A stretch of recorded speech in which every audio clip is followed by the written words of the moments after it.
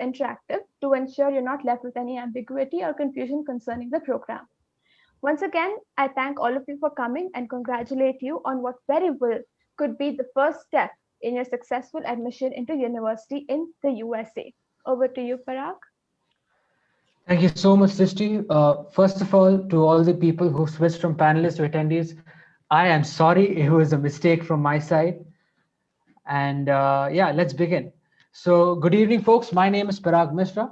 I am the program lead for the Career Trajectory Club. As Srishti mentioned earlier, our guest for today's event is Mr. Nitin Pradhan. Mr. Nitin Pradhan is the founder and CEO of Launch Dream. He was a first-term Obama administration appointee and the award-winning, nationally recognized federal CIO for the US Department of Transportation, the US DOT, where he provided IT leadership, vision, strategy, policy, and oversight for US DOT employees. More than 3.5 billion US dollars annual IT portfolio and for over 3,000 IT employees, 10,000 contractors, and over 200 major transportation systems, the sixth largest in the federal government. Mr. Pradhan has also been a keynote speaker and author for major conferences and tech publications. He has also won multiple national technology awards, and we're honored to have him speak with us today. Over to you, sir. So thank you, folks. I am very happy to be here, and talk to you guys. Parag, it might be worthwhile if you can actually put that spotlight on me so people can see me. Absolutely. What I want to do here is do a couple of things. First, I want to give a short presentation on, the career trajectory program itself, and talk about it a little bit. And then, I want to get into the Q&A session here and, answer a few questions, and then we'll take it from there. So with that, let me start by talking and giving a quick presentation on, the Career Trajectory Club.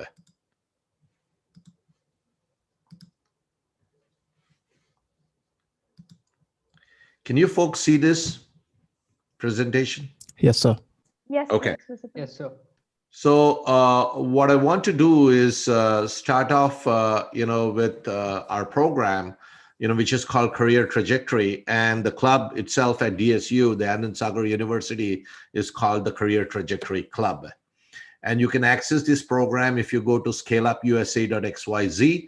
I think after this program finishes, Parag will send you all more details about this program itself.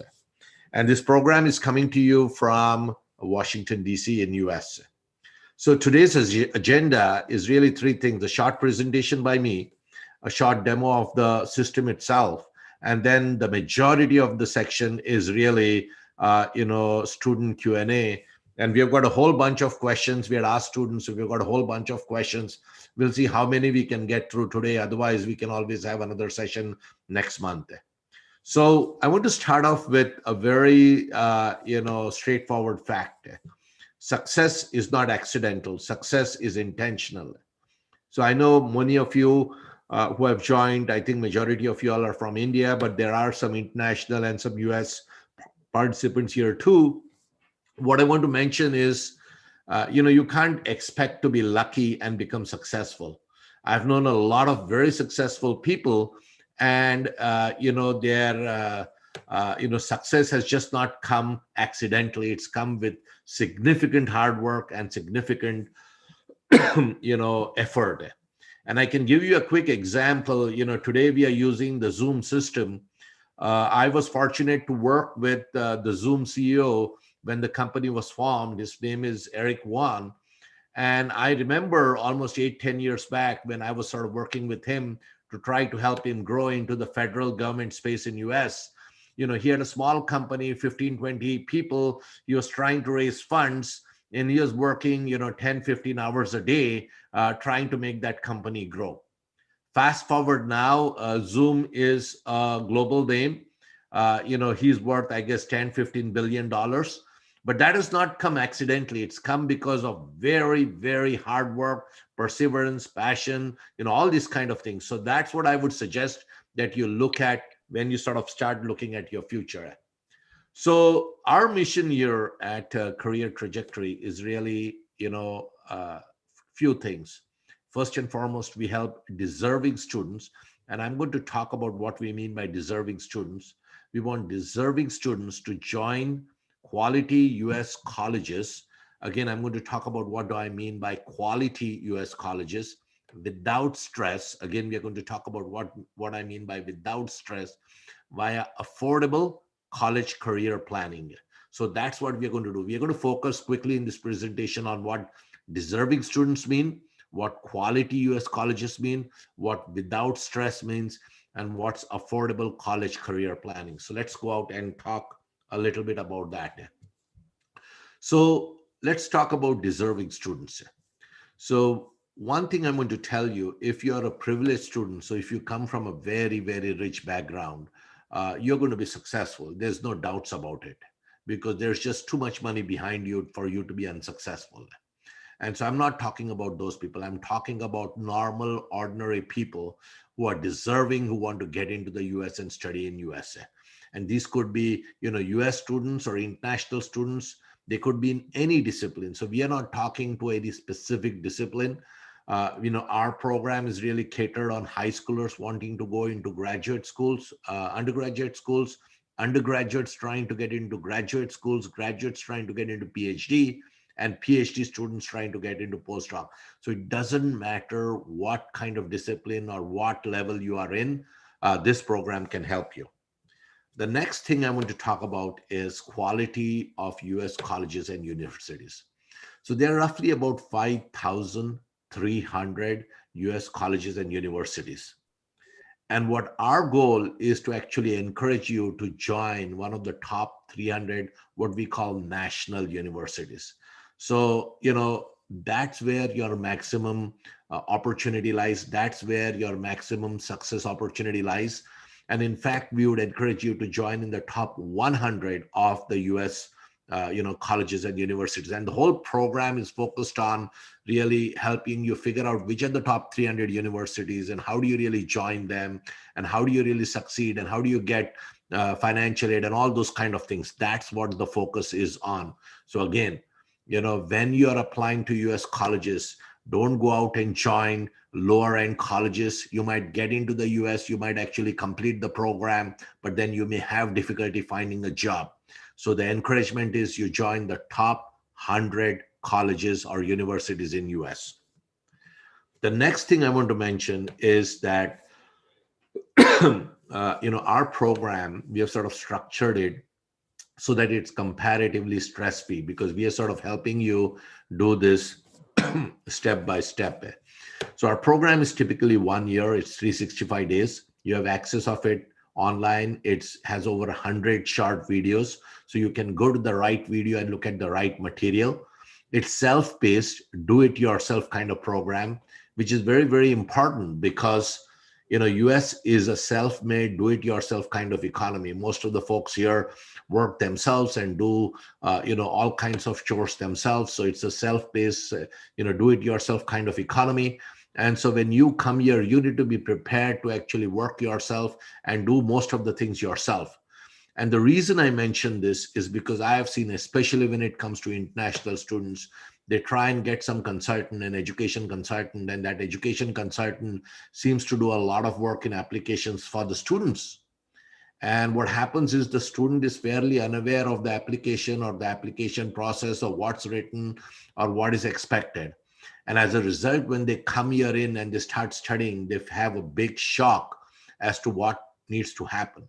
Don't let that happen to you. You yourself get involved in your admissions process, and we can provide you the coaching through this self-paced program. The next thing I want to mention is begin with an end in mind. And for most students, the end in mind is to get into US and actually get the visa and start studying in US. I'm here to tell you that's not your end. That's your beginning. Your end is when you're highly successful and you have a global brand. That's your end. So you need to work towards your end of being successful. Your start is to get into US and actually start working on your end goal. The next thing I want to mention is our whole program is micro-learning based. So we are not trying to jump and give you a lot of information at one time because people tend to forget. and this self-paced, so you can always go back and listen to the programs and learn from it. I'm going to talk about and show you the program itself so you can see this. And then, of course, one thing which we have is we have regular online workshops like the one which we are having here, where we take questions or we take a topic and we discuss. So there are a whole bunch of workshops that we do in partnership with the Career Club and other folks. So, keep a watch for that when you join the program. The other couple of things that I want to mention in this program, which sort of makes this without stress, is there's precise knowledge. We are not beating around the bush. So if there's something going wrong, we're going to go out and tell you. We're going to try and get you fresh content. We're going to make it on demand so you can watch it when you need to watch it. You don't need to depend on, the consultant or travel time or something like that.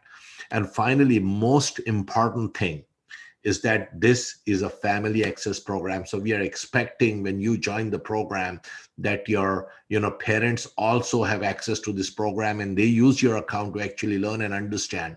Because if you want to get into the US and actually want to succeed in your life, it has to be a team effort. It can't be that you're just doing this alone, or your dad is doing it, or your mom is doing it. Together, you need to work towards getting successful. So, keep a watch for some of these things. The next thing I'm talking about is the affordability of the program. One of the reasons we set up this program was really not to make money, but was to actually provide the right kind of counseling. And the reason we did that was in US, if you're trying to get college career planning or college career counseling, it can cost you anywhere between $3,000 to $40,000 a year. Pick a number between that and you can actually find somebody to do that. That was very costly for most US students and parents. And so what happened was the privileged could pay this money and get into all the top colleges, and the people who are not privileged, who couldn't afford to pay, could not get this kind of counseling. And I thought this was not the right way to do it. And that's why we created this program. Our pricing on this program is $499 per year. That's about $1.50 per day, which is significantly cheaper than any of the programs available here. And also, we are probably one of the most detailed program, if it's not the most detailed program that we have.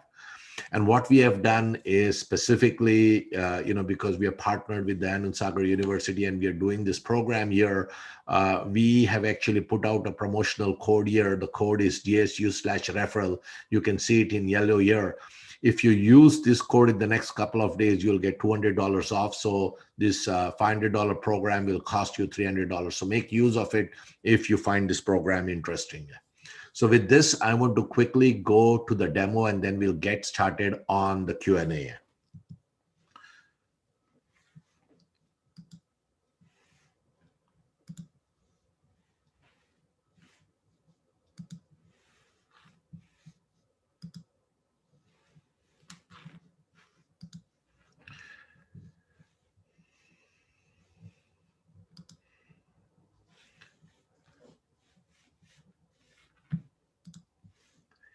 Can you see this Scale Up USA page, guys? Yes, sir. Okay, so the way you access this program is you go to scaleupusa.xyz, and on top, there's this name called Career Trajectory, and you click on this Career Trajectory name. That's how you'll get into the program. The program, as I said, has a whole bunch of possibilities. There are two ways you can pay for it. One is the yearly program, one is the monthly program. I will suggest that you take the yearly program because it's much cheaper overall, and you will need that kind of time to complete this program and to refer back and forth to it. So, basically what I was telling you was Career Trajectory was planned along the line saying that most students either do career planning and study in USA alone. So they plan this entire Study in USA program themselves, or they try and get an education consultant, which turns out to be costly. We said either of those strategies are not good. What if we combine them? And so what we are doing is we are allowing the self-paced program along with yourself and your family to work together and get it. So you can read this whole program when you go to the site. And we are really focused on three activities. We are focused on college admissions in US. We are focused on how to get financial aid in US, and we are focused on, career guidance. There's a whole lot of career guidance kind of activity that's very, very important that a lot of international students miss out. And then when they come here, they realize they are in the wrong program, the wrong major, the wrong college, the wrong geography, and they get very stressed out. That happens time and time again. So we want you to fix those issues before you come here, not after you come here, because once you come here, you're pretty much locked in. And then, of course, you can start this program for free. So what I would suggest is after this, event gets done, do register for the free section, get in there, quickly check it out. And then if you want to, upgrade to the premium, use that code so that you can get $200 off. That part will not remain for a long time. And then, of course, as I said, there are two ways you can, buy in. And here's the curriculum, folks. I would suggest you look at this whole curriculum. So we have the free foundational program, which is really a really good part for you to immediately take. It talks about the top 10 mistakes students keep on making. So we hope that you don't make it, because this is a free section. You should absolutely, absolutely take it. And then we have this whole section about programming your mind for success. And this is this whole section about, success is not accidental. You really need to have a purpose-driven approach to making it. And what we have found is that the US students have found this very, very helpful. I would encourage you to take it, because it talks about how to have a mind for success, how to have a force multiplier for success. So there are lots of issues here. Lots of students find this very interesting. Then we have a section for international students. Make sure that you look at it if you are an international student. Then there are some strategic questions for students and also for parents. You need to understand and answer these questions in your mind before you get on to the whole program. Because if you have not through these questions, then of course, you're not going to be able to plan the next thing onwards. The next thing that I'm talking about here is a timeline for college applications. Now, this year is a timeline for applying for bachelor's level programs, but you'll understand how you structure your timeline for applications. And one of the things we have seen here in international students is that they start their application process very, very late. And so they get a lot of things crammed in, and then they don't do that well, and they lose their opportunity to get into great colleges. They also lose opportunity for getting financial aid. So, keep to a very steady timeline that reduces risk and creates opportunities.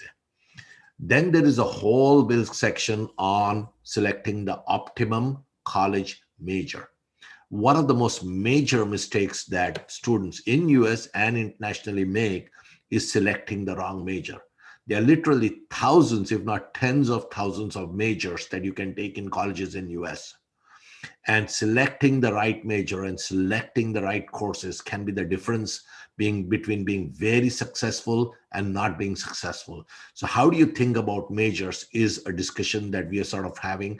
And along with this, we are also talking about how do you select the right college? How do you select the right geography of that college? So there are lots of issues in it that you need to sort of think of. Then, of course, we are talking about personal branding. Personal branding is very, very important in your application. How do you do it? How do you really get ahead of people is something which you need to sort of realize and sort of get going. So this gives you a foundation of how do you start thinking about personal branding. Then, of course, there's the dreaded standardization tests. Some students seem to do it very well. Some others don't seem to do it well. So there's a lot of discussion here on how do you really go out and take standardization tests, whether you should take it or not. There are a whole bunch of issues there. Then we sort of get into finding the best fit colleges. And here's a place where I would encourage you guys to actually look at, especially folks who are trying to go and use a consultant.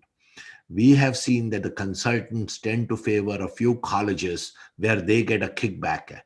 And so what they are doing is they'll try to push you into a college where they potentially might get a kickback, or they might have some relationship with that college.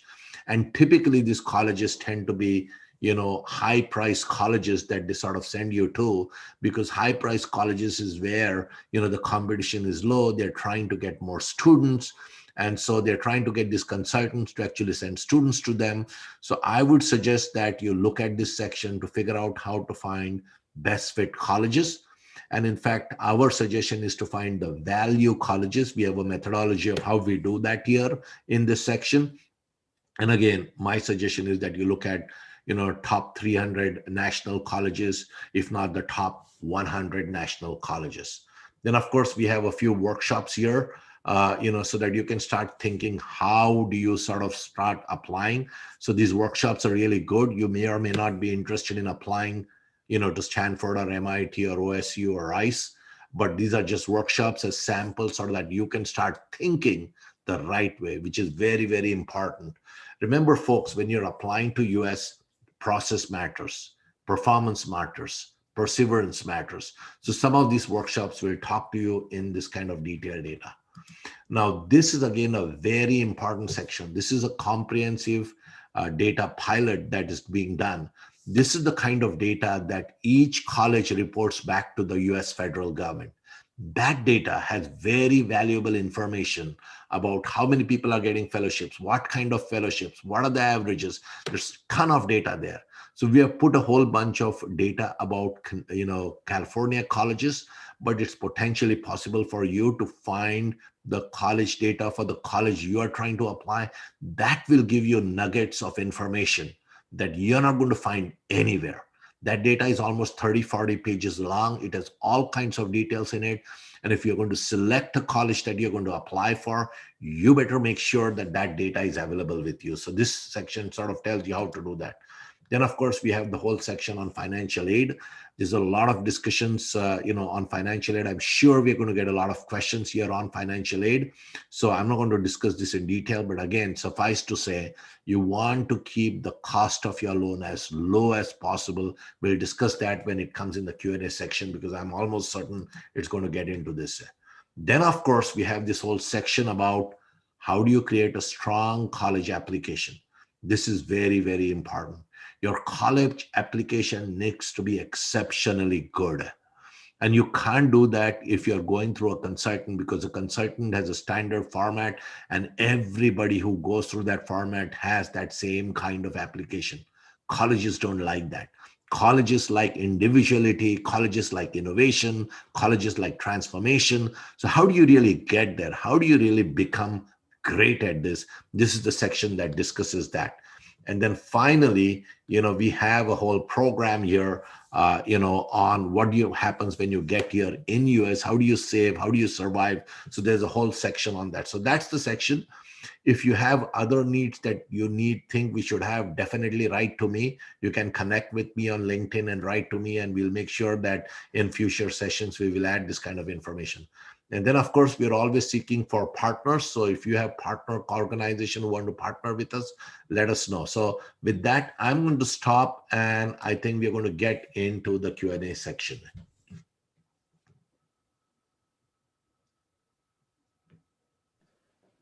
Okay, thank you so much, sir. I'm sure there'll be a lot of questions. Attendees, do you guys have any questions to answer over here? Please do type in the question in the chat box, and we will unmute you.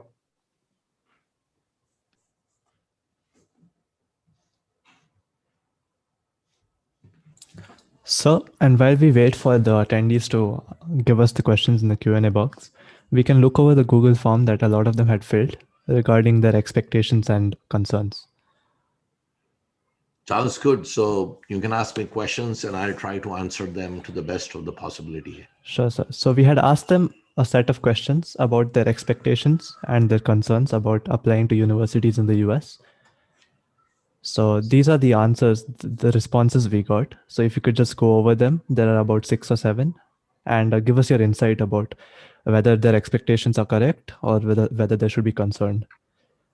So I guess I see the first one is, what do you think is the best method for getting financial aid for studying in the US as an international student?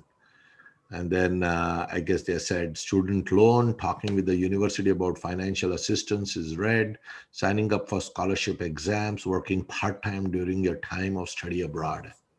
So I'm going to tell you something here, guys. So this is a more complicated question than just trying to get financial aid.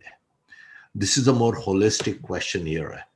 And the holistic question is, in US, you can get colleges which are comparatively low priced, and there are colleges which are comparatively very highly priced. So you could get a college where the cost per year is $25,000, and you could get a college in US where the cost is $80,000, $90,000 a year. Obviously, if you join a college which is $80,000-$90,000, then you're going to need much more money to get through the college, which means you're going to need much more money via loan or financial aid or other kinds of things. Now, it's not just this way. What happens is if you get into, some of these higher aid colleges, sometimes what happens is they may also be able to provide more funding, because what they are doing is they are charging students who can pay higher amounts, and then they are giving subsidy to students who cannot pay higher amounts. So there's a lot of confusion in how you go out and do this work. And that is why I mentioned there, there is this data that this colleges send, the federal government, which gives very detailed breakup of how many students are applying, how much money is coming in, how many people are getting fellowships, what amount of fellowships is there. You need to look at that data and start figuring out which colleges you can get into. So there's a whole discussion there that we have, and some data there that how you can do it. So that's something which you need to definitely look at. So what I would say is you need to look at which college you are applying, how much money they are expecting you to have, and then decide, what's the best value proposition that's there. And again, in the program, we talk a lot about it. There's not enough time here for me to talk on it, but look at that. The next thing that I would say here is the chances are high that majority of the international students that are coming in, to US to study are going to have a student loan from a bank in India. The chances are very, very high. And that is why you need to figure out, which bank, what loans, what are the terms of those loans, and try and figure out what's the best loan that you can actually get. So that's clearly something which you need to be prepared for. The second thing I would mention is that universities in US give a lot of financial assistance. There is a methodology to try and tap into that.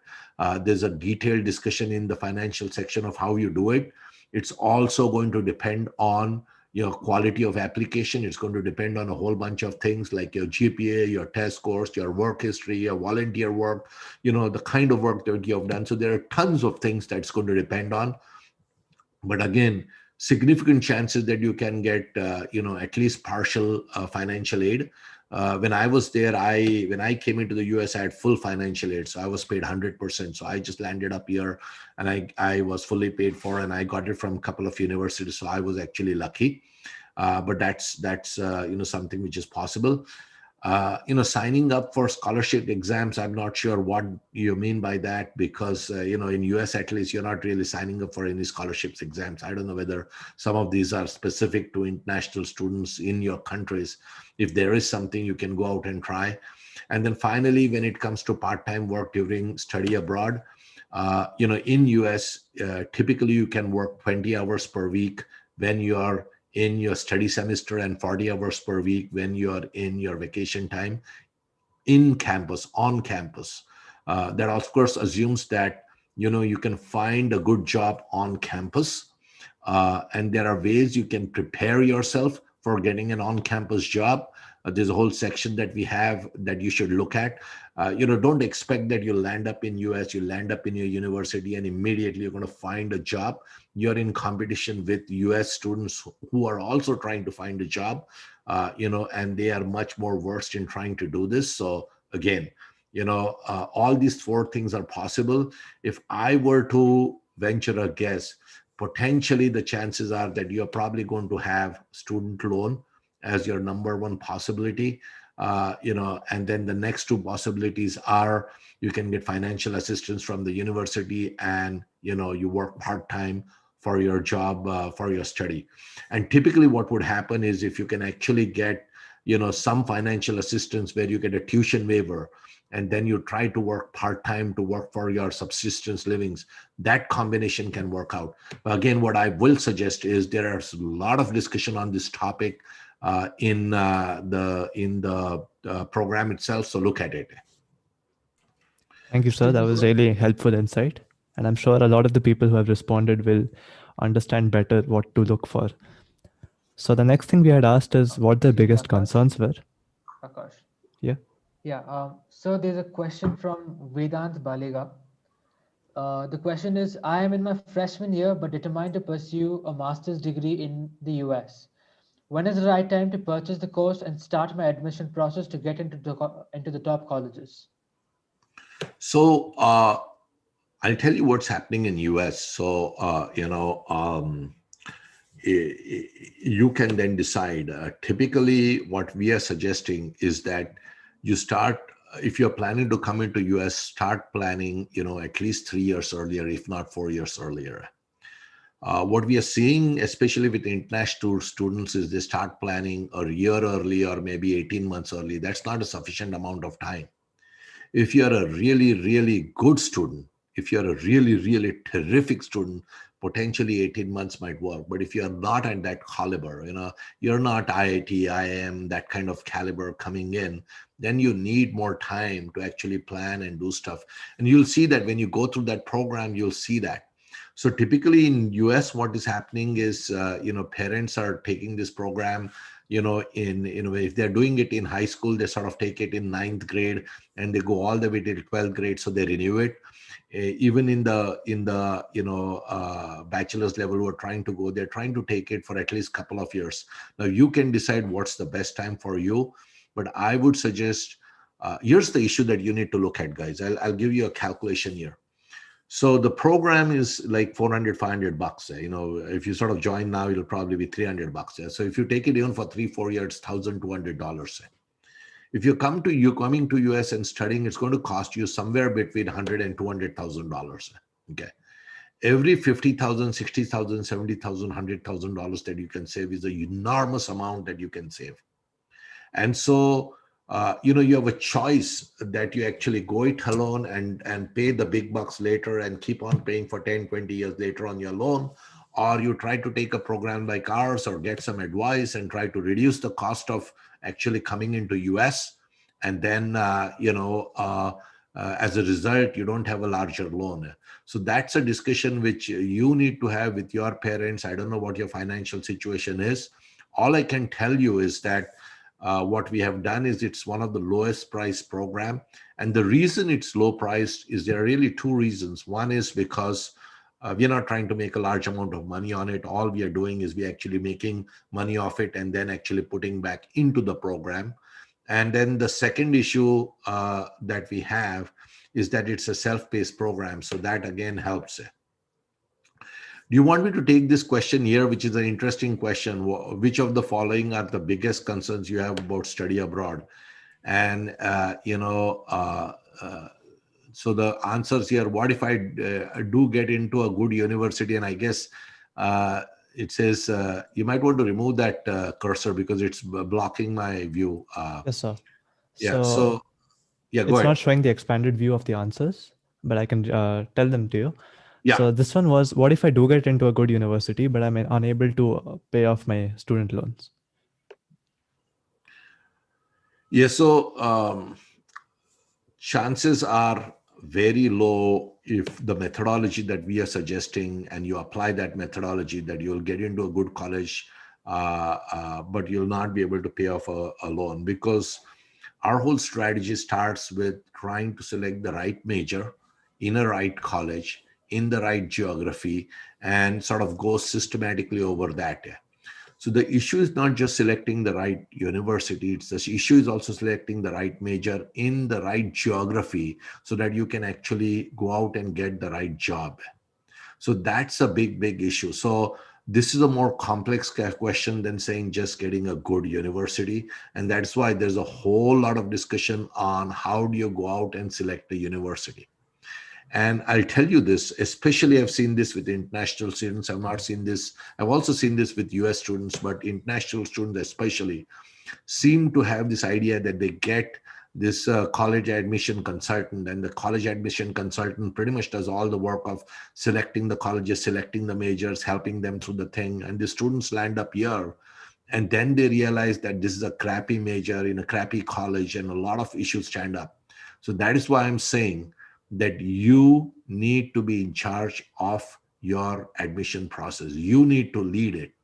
You can get guidance from programs like us, and there's a methodology to select the right major There's a methodology to select the right university. There's a methodology to select the right geography where the university needs to lie. There's a methodology to apply. There are all these methodologies that need to come in. If you follow them, the chances are high that you will get into a good university and you will get a good job, potentially in US, but if not in US, at least somewhere internationally where you make enough money that you can actually pay off your loans if at all you have them. Thank you, sir. The next biggest concerns a lot of people seem to have is, firstly, what if I get rejected from all the colleges I applied to? And also, what if I don't get a scholarship? Should I look for loans? Yes, so first and foremost, you should assume that you may need to do some portion of the amount in US by loans, or at least from family funds. You should immediately assume that. There are very few people lucky enough like me who are fully funded by the college. Happens, but that doesn't happen very often. If you have to actually get into that category, you need to really plan well, and you need to take this program and start planning very, very well. And you need to be elite of the elite to get in there. And elite doesn't mean just in your GPA or your test scores. Elites may mean that you have some tremendous talent, or you have some tremendous work experience, or you have done some tremendous amount. That's what we call personal branding. So go back and check the section of personal branding and figure out how you can actually position yourself as a great personal brand. And the way you have to do this, you're going to need time. So if you start doing that in your final year, there's just not sufficient time for you to do that. That is why you need to start 2, 3, 4 years earlier. And that's why I suggest that if you are interested, start now. Now, the question about what if I get rejected from all colleges, we don't think that's going to happen if you sort of use the methodology that we have. The methodology that we have is very simple. We have a methodology, and you should check into this program because there's a lot of discussion there in the program. We have a 3-3-3 methodology. We have a 4-4-4 methodology, and we have a 5-5-5 methodology. Depending on your appetite and time and cost structure, you can select one of them.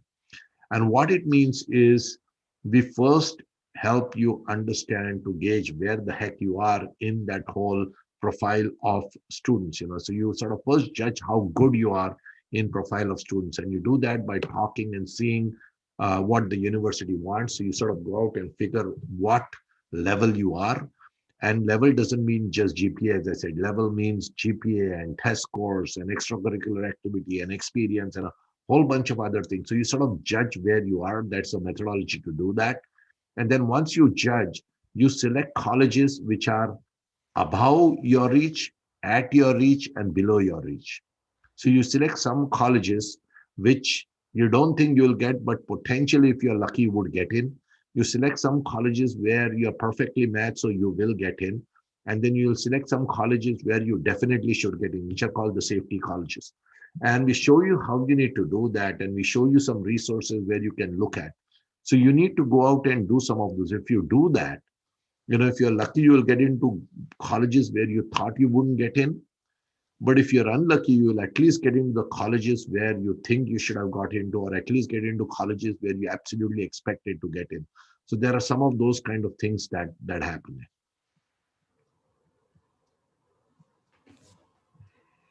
I guess the next one was, can I work while studying abroad? Yes, you can work typically. Again, these rules keep on changing. So don't just assume what I'm saying. Go back and check what the US government does. The US government has very good websites. Lots of very accurate information is there. Whenever you are in difficulty, go back to the actual source. That's the US federal government, and actually check.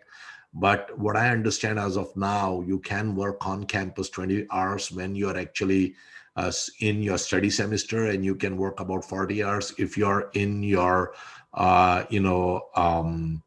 holiday time, like summer vacation.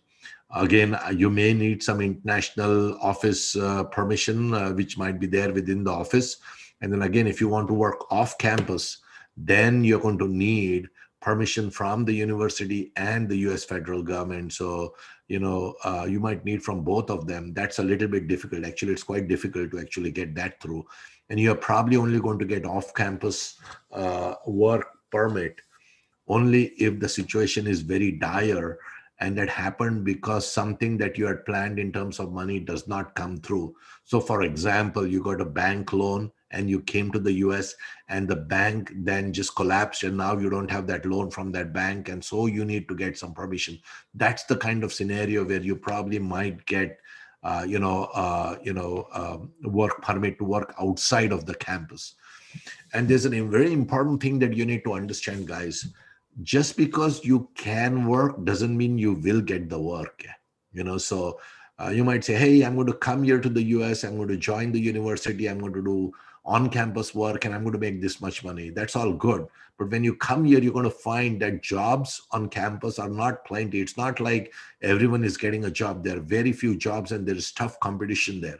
So make sure that you have the skill sets to go out and join and get the job.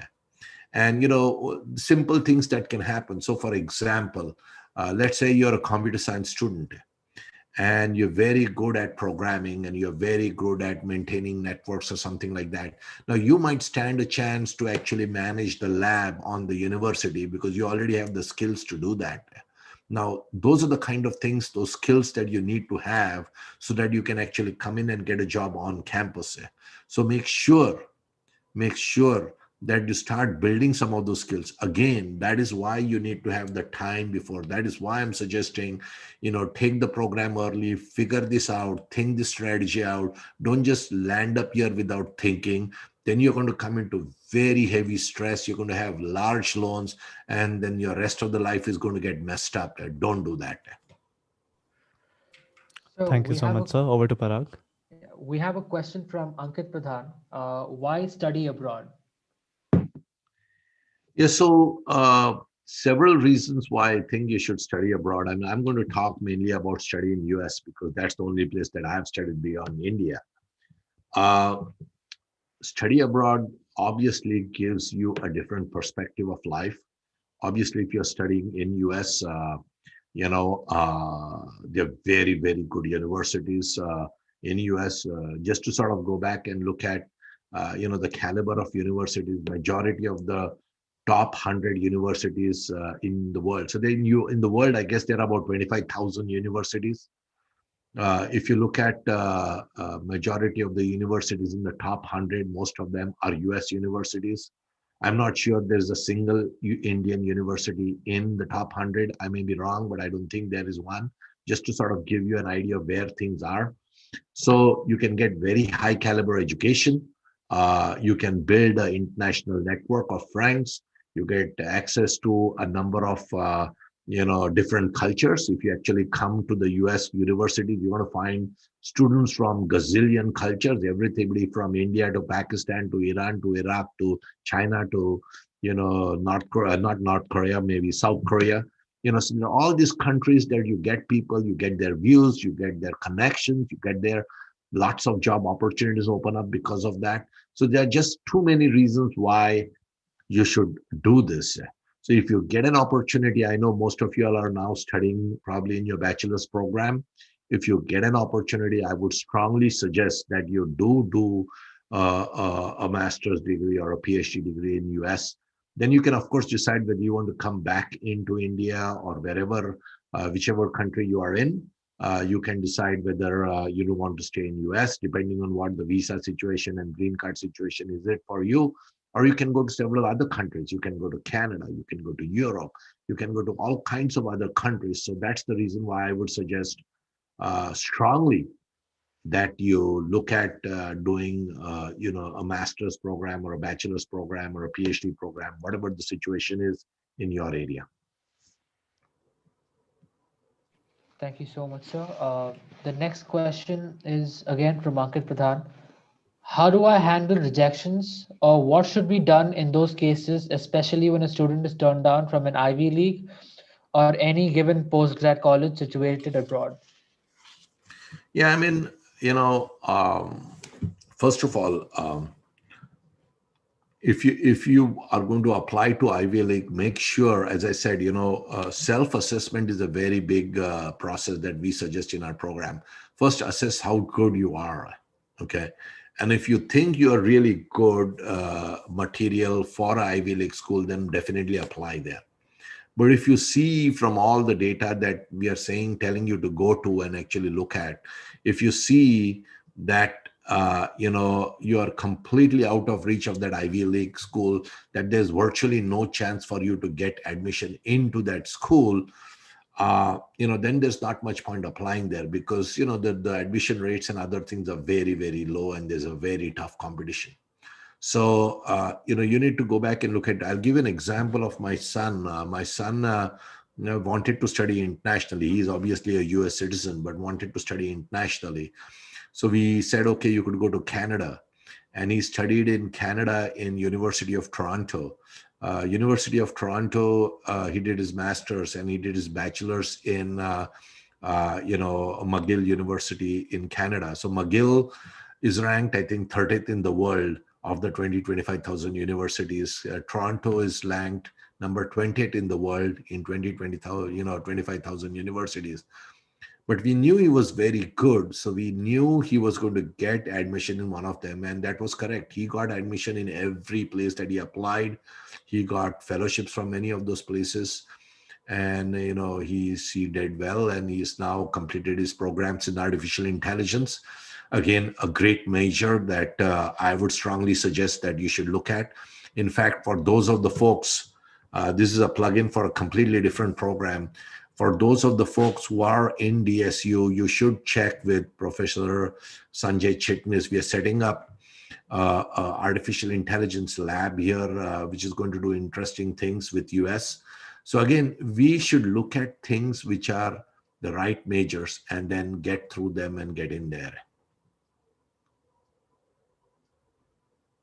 Thank you so much, sir.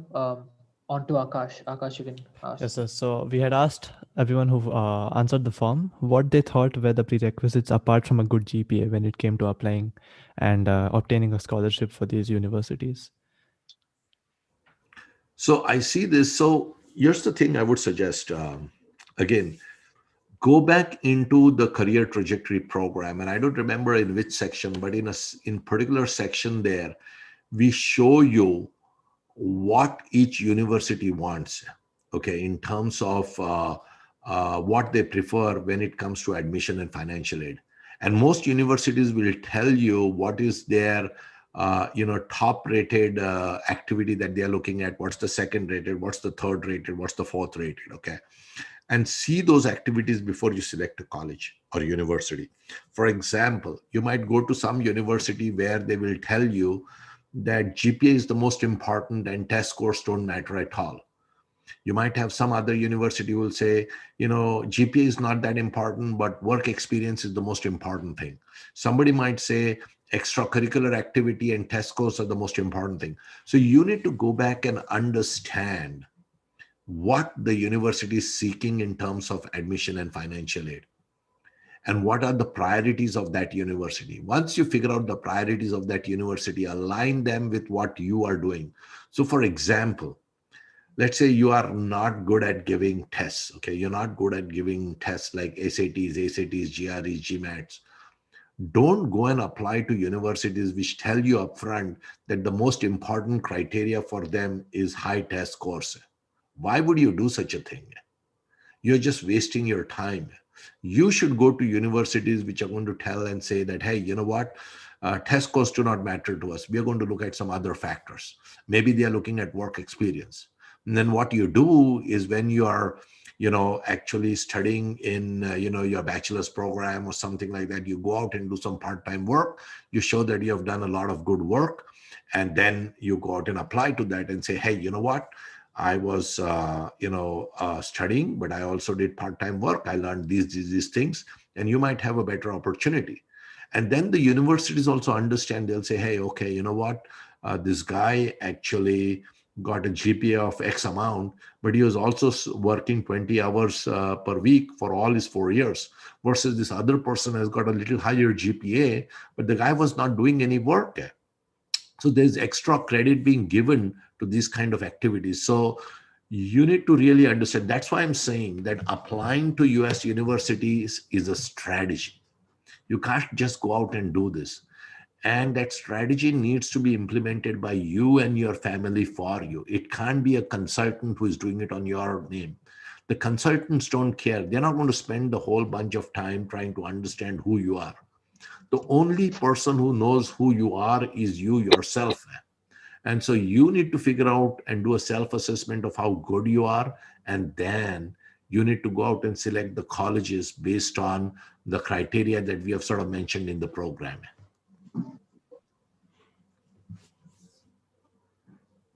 Thank you so much, sir.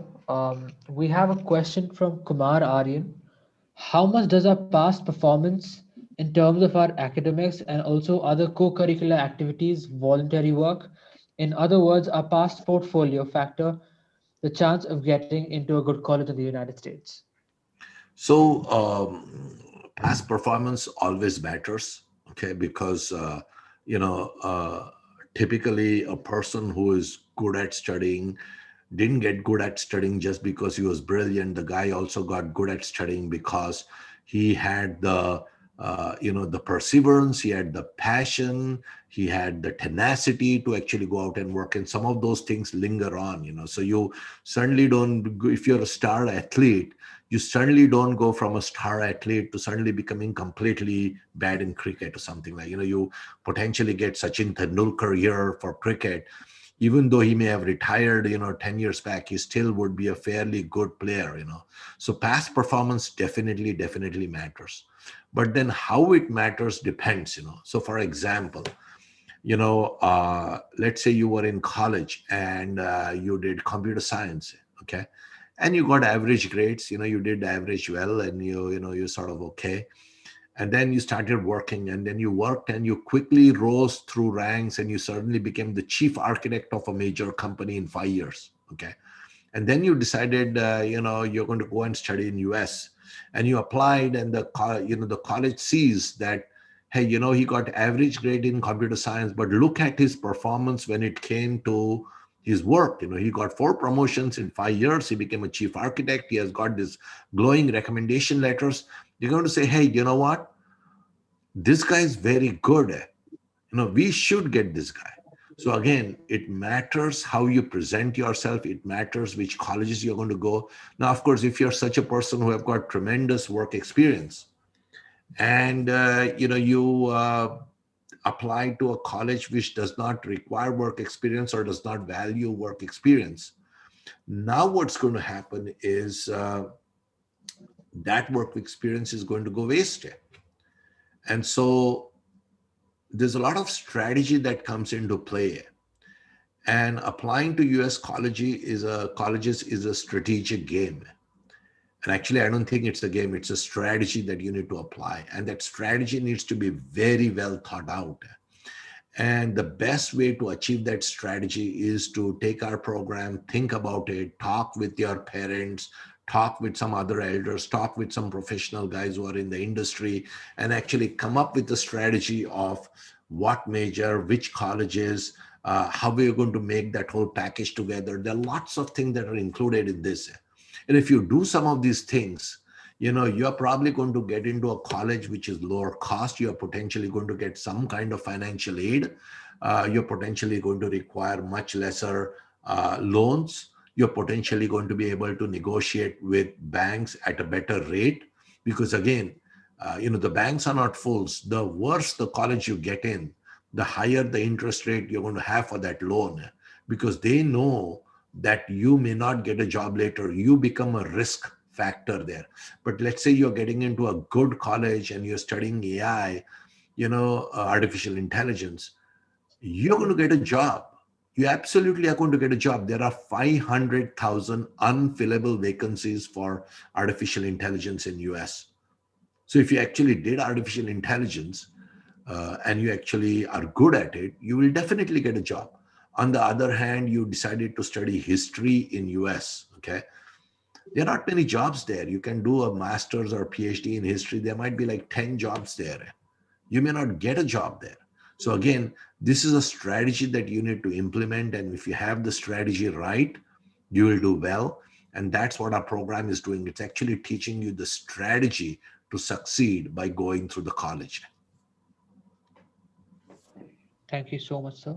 The next question is, there's no name given. Will college applications that require financial aid have a lesser chance of acceptance than applications that haven't opted for aid? So let me understand what you're asking, that if you apply and if you say that I want financial aid, you will not get admission because you suggested that you needed financial aid. So Is that what? I think what he means is, will there be a partiality system between both the students? So here's the thing, it depends. There are so many different colleges and, what they want and others are different. But I will tell you this. If you tell a college, typically in a college, they might ask you saying, how much are you willing to pay or how much can you pay? And they might even ask you for sources. They might say, hey, here's the amount, how much are you going to willing to pay? So they'll say, hey, and you can state, I can get this much loan, this much personal amount or something like that. And if the college can meet those criterias, there are high chances that you will get admitted. But if the college, say, let's say you ask the college saying, hey, I want to get in, but the only way I'm going to get in is you give me full financial aid. Okay. And if you don't get in full financial aid, I'm not going to join. Okay.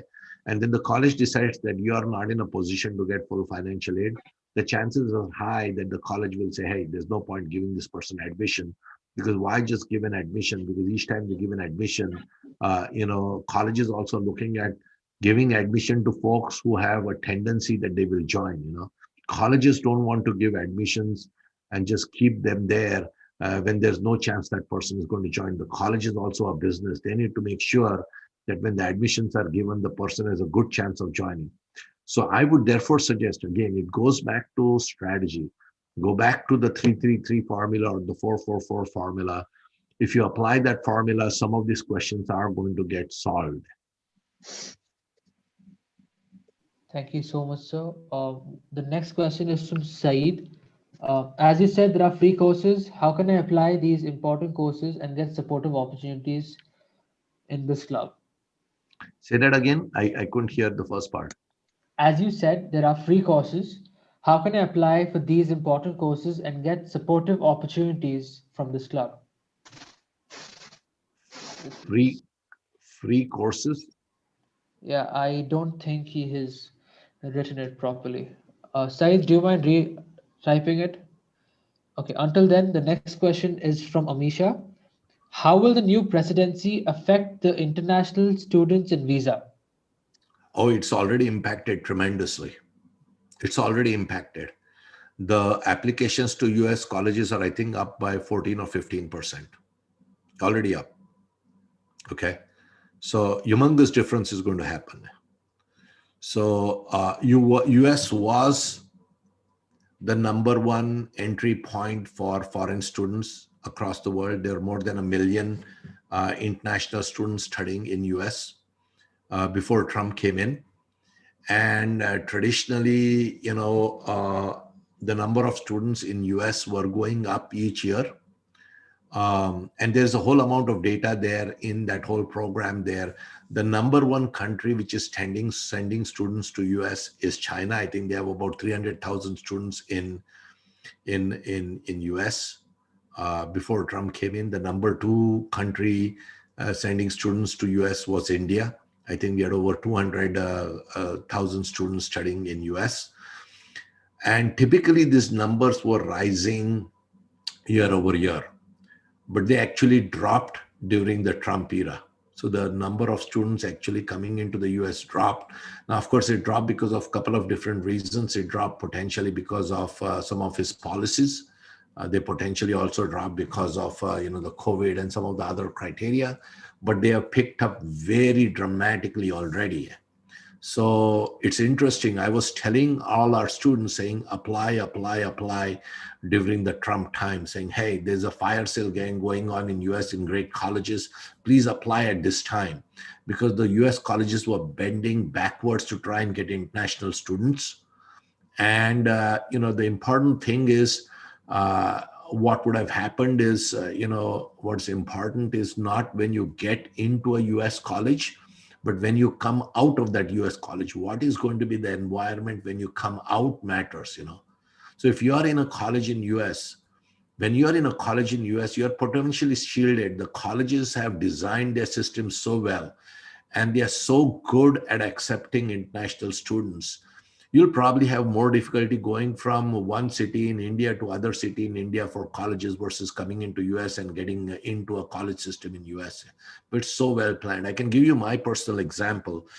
I used to live in Pune, and I actually did my engineering in Baroda. And when I went from Pune to Baroda, I had a big problem of finding the location and finding the the halls of residence and food and this and that and all those kind of things.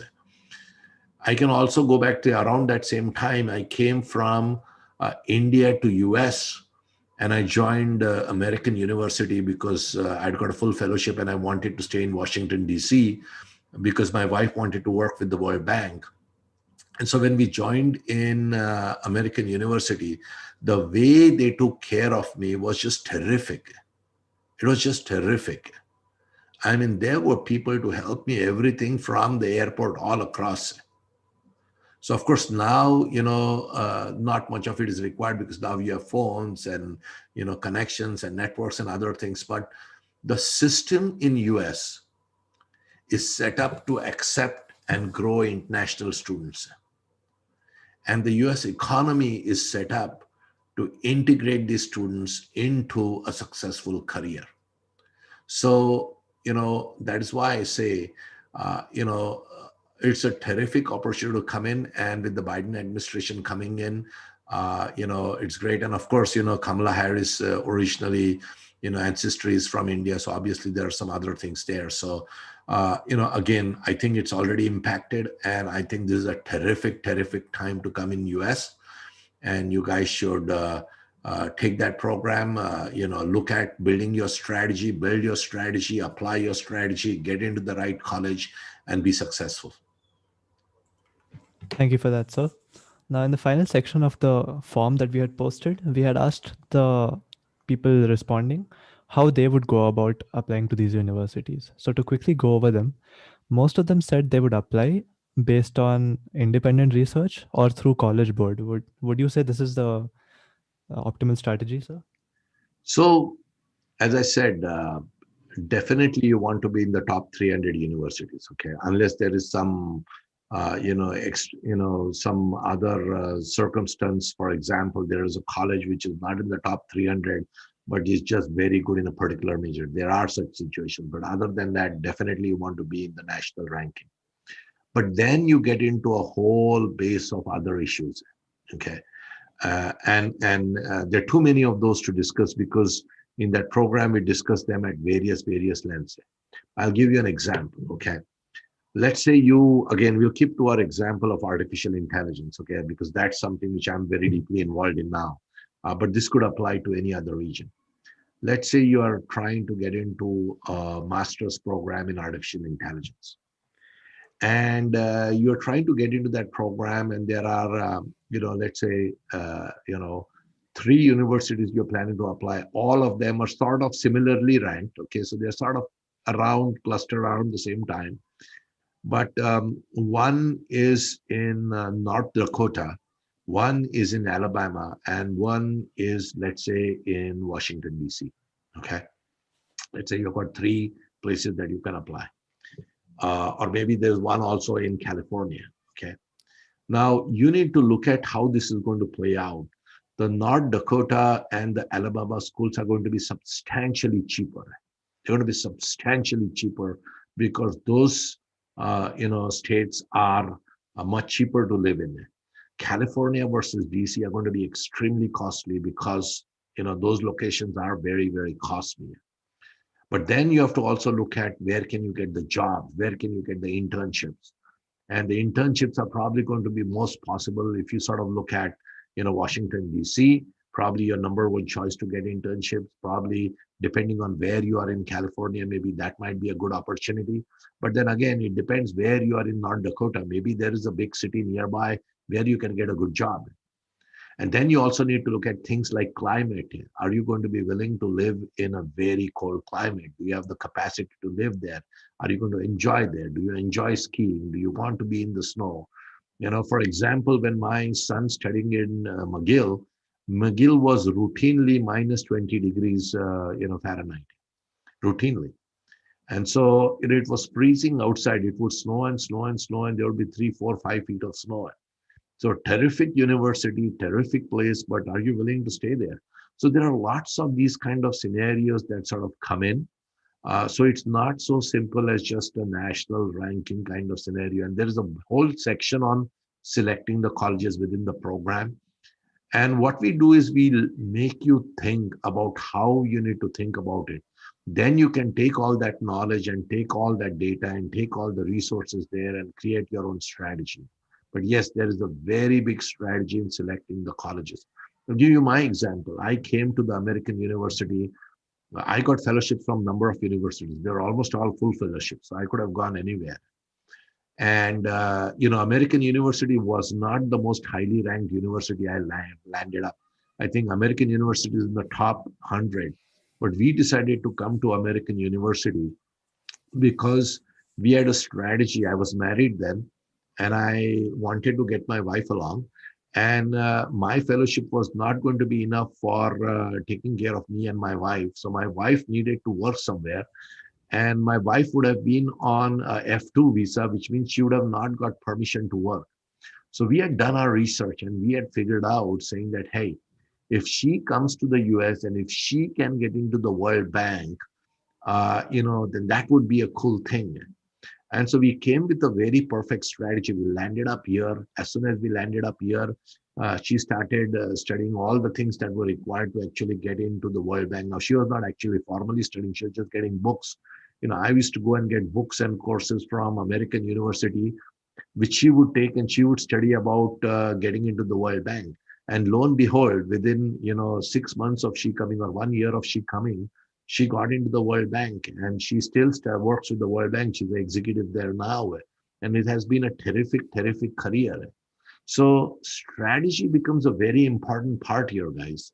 You can't just come out and do stuff without thinking. And I worry because a lot of students, Indians and US students and other international students, come here to the US without any given strategy. They listen to some goddamn education consultant who probably has never been to the US. They take some information from him, pay the guy some money, land up here and create all kinds of problems for themselves, their parents, and a whole bunch of other people. And so think about it, plan, and then come. Thank you so much for that, sir. I'm sure it was really helpful, especially for those 40% who considered applying through an educational counselor and the mere 5% who considered geography in their preferred university. So those points were very helpful and I'm glad they were brought up. Thank you, sir. So with this, seeing as how you've already spoken about how obtaining funds, I'm going to hand it over to Parag, who will read out the questions from the Q&A chat box.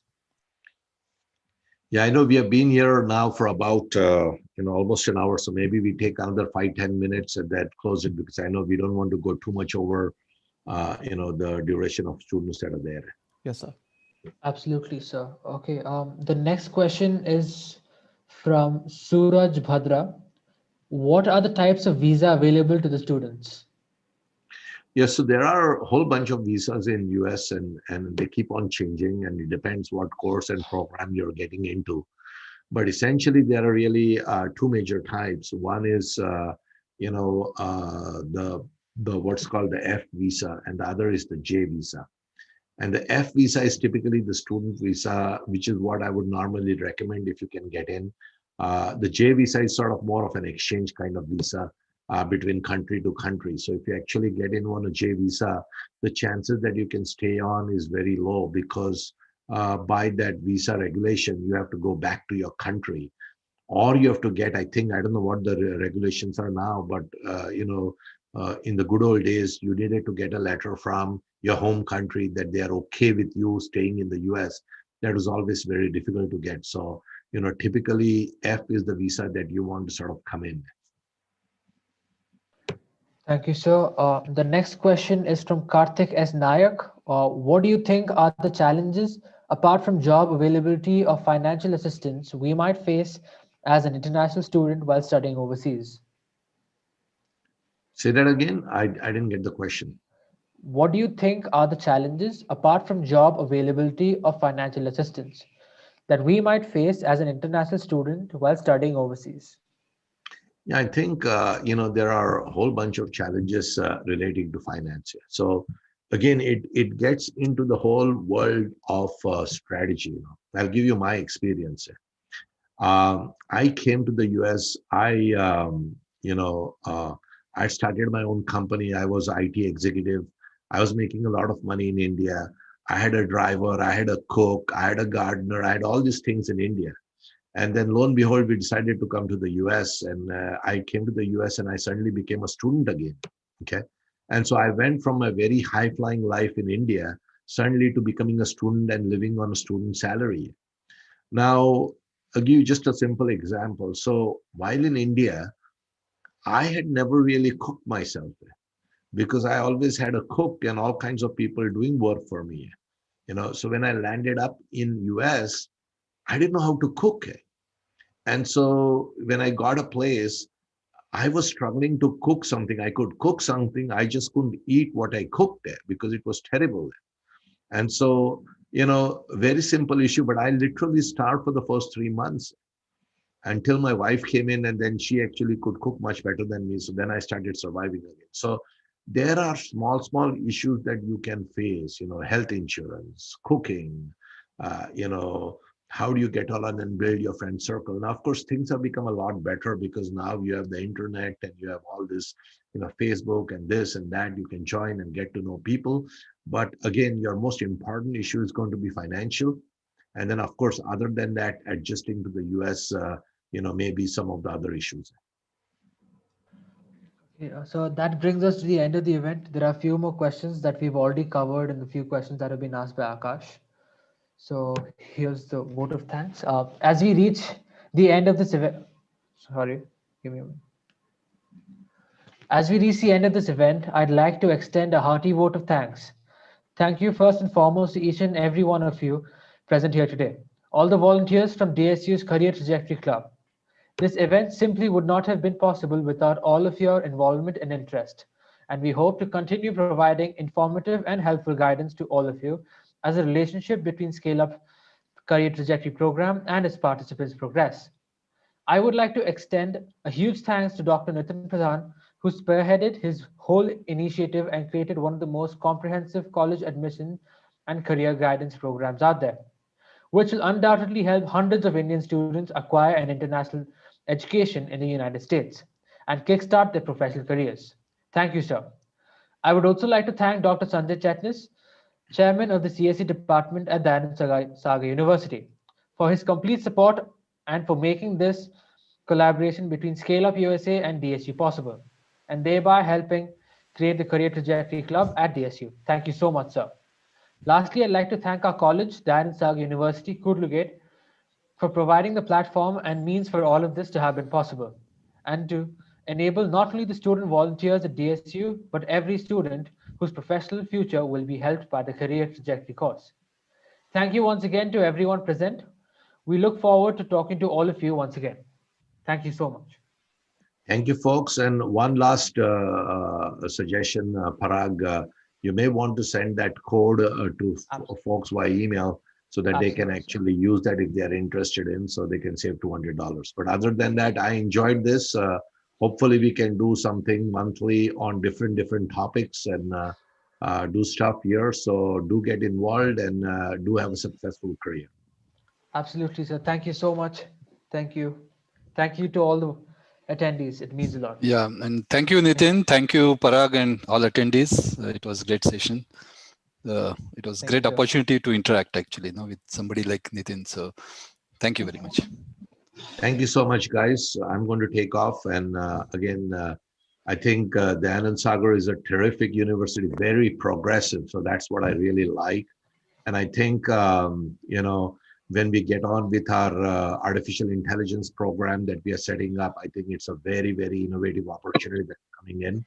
So if you are from the Anand Sagar University and you are interested in building a career in artificial intelligence, not only from the technology side, but from the business side, from the legal side, because artificial intelligence requires a multidisciplinary approach.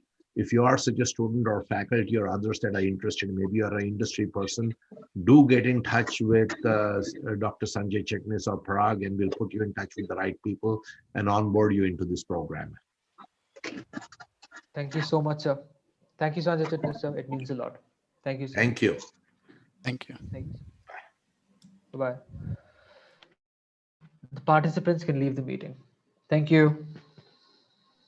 Thank you.